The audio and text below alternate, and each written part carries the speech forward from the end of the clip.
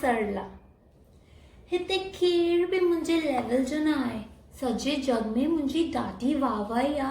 ॾिसो, मां English school मां निकतस, पोइ कॉलेज जे लाइ मां लंडन वियसि।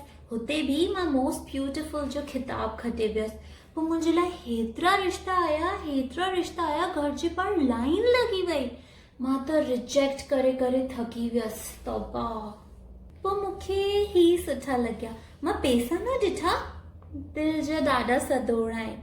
पंहिंजी सजी दुबई जी दुकानूं मुंहिंजे नाले करे छॾी। हाणे मूंखे जाम पैसो आहे त मां डिवोर्स ॾेई छॾियो। रोज़ रोज़ जी किटकिट केर ॿुधे।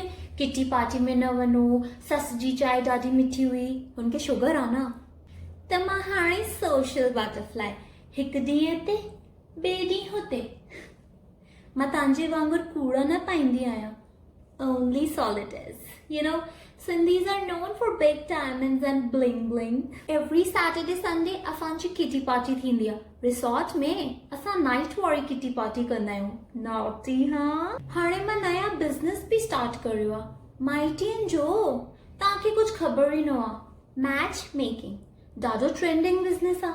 पोइ हलो मां हलां थी। मुंहिंजे शॉर्ट्स, एलोवेरा जे शॉर्ट्स जो टाइम थी वियो आहे। Naughty by.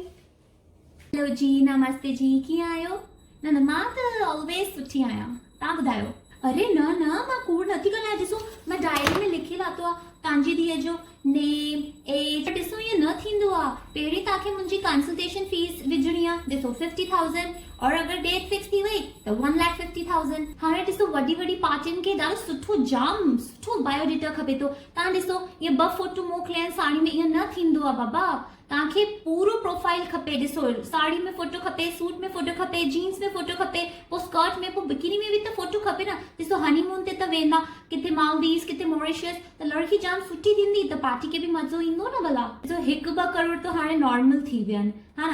हाणे जॾहिं ताईं 5-6 करोड़ रुपया न लॻनि त शादी में मज़ो ई नथो अचे न भला। तव्हांजी धीअ सब्यसाची पाईंदी, 25-30 लाख जो त लहंगो ई तो अची वञे न भला। सॉलिटेयर्स ॾींदा, डिटेल्स बायोडेटा ठाहियो, पोइ मूंखे मेल कयो, sarla@gmail.com।